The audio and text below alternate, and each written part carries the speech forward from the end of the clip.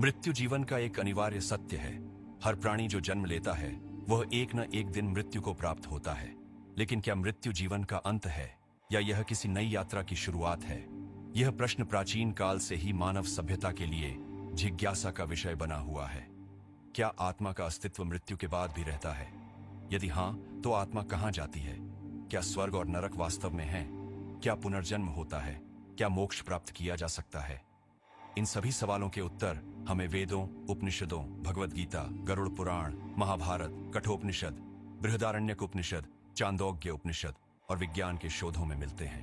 अब हम हिंदू धर्मशास्त्रों और आधुनिक विज्ञान के दृष्टिकोण से इस रहस्यमय विषय को समझते हैं। आत्मा क्या है? संस्कृत में आत्मा शब्द का अर्थ स्वयं का वास्तविक स्वरूप होता है। ब्रह्मसूत्र कहता है कि आत्मा सत्य, चैतन्य और आनंद स्वरूप होती है। वेदों और उपनिषदों के अनुसार आत्मा ब्रह्म का अंश है और इसका अस्तित्व मृत्यु के बाद भी बना रहता है। आत्मा नित्य और अविनाशी क्यों है? भगवद गीता में आत्मा की अमरता का वर्णन नयनम छिंदन्ति शस्त्राणि नयनम दहति पावकः न चैनम क्लेदयन्त्यापो न शोषयति मारुतः। अर्थ, आत्मा को कोई शस्त्र काट नहीं सकता, कोई अग्नि जला नहीं सकती, जल इसे गीला नहीं कर सकता और वायु इसे सुखा नहीं सकती। कठोपनिषद में आत्मा स्थायी है का वर्णन नयनम छिंदन्ति शस्त्राणि नयनम दहति पावकः। अर्थ, आत्मा को न तो शस्त्र काट सकते हैं और न ही आग इसे जला सकती है। बृहदारण्यक उपनिषद में आत्मा न जन्म लेती है न मरती है का वर्णन स यथास्मात् शरीरात् समुत्थाय परम ज्योतिरूप संपद्य स्वेन रूपेण अभिनिष्पद्यते। अर्थ, मृत्यु के बाद आत्मा एक दिव्य प्रकाश में प्रवेश करती है और अपने मूल स्वरूप में लौट जाती है। चांदोग्य उपनिषद में आत्मा और ब्रह्म एक हैं का वर्णन तत्त्वमसि श्वेत केतु। अर्थ, आत्मा और ब्रह्म में कोई भेद नहीं है। जो आत्मा है वही परमात्मा है। गरुड़ पुराण के अनुसार मृत्यु के बाद आत्मा की यात्रा। जब व्यक्ति की मृत्यु होती है तो उसकी आत्मा सूक्ष्म शरीर में परिवर्तित हो जाती है। यह आत्मा कुछ समय तक अपने पुराने शरीर के पास ही रहती है और अपने परिवार को देख सकती है।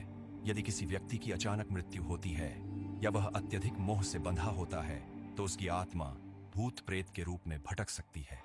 गरुड़ पुराण के अनुसार मृत्यु के बाद आत्मा यमलोक की यात्रा करती है और उसके कर्मों के अनुसार निर्णय लिया जाता है।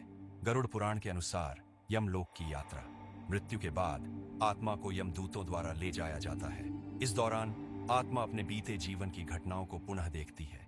आत्मा 13 दिनों तक भटकती है और इस दौरान किए गए श्राद्ध और पिंडदान से उसे शांति मिलती है। यमलोक तक पहुंचने में आत्मा को 11 महीने लगते हैं और इस दौरान वह 84 लाख योनियों के दर्शन करती है।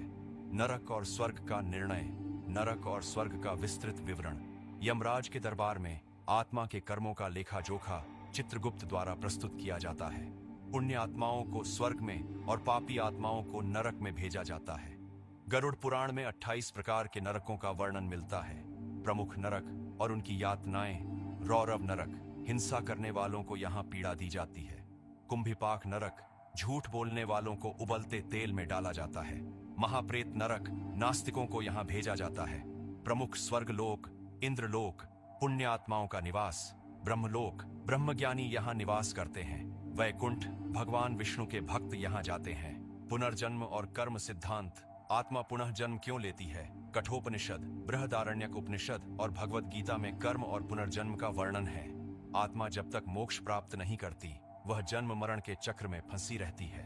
कर्मों के अनुसार पुनर्जन्म का निर्णय पुण्यात्मा उच्च योनि, मनुष्य, देवता, ऋषि, पापी आत्मा पशु, कीड़े अथवा नरक यात्रा।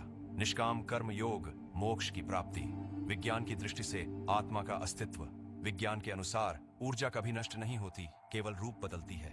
यदि आत्मा को ऊर्जा का एक रूप माना जाए तो मृत्यु के बाद भी उसका अस्तित्व किसी न किसी रूप में बना रह सकता है। मृत्यु के निकट अनुभव, near death experiences, NDE। Doctor Raymond Moody ने अपनी पुस्तक लाइफ आफ्टर लाइफ में हजारों लोगों के मृत्यु के निकट अनुभवों का अध्ययन किया है। डॉक्टर सैम पार्निया ने मृत्यु के बाद चेतना के अस्तित्व पर शोध किए और पाया कि कुछ लोग मृत्यु के बाद भी चेतना का अनुभव कर सकते हैं। पुनर्जन्म के वैज्ञानिक प्रमाण, डॉक्टर इयन स्टीवनसन ने 3000 से अधिक पुनर्जन्म के मामलों का अध्ययन किया।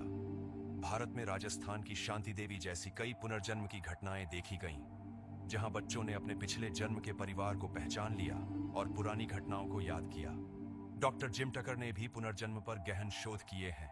अब प्रश्न आपसे, क्या आपको लगता है कि आत्मा मृत्यु के बाद भी रहती है?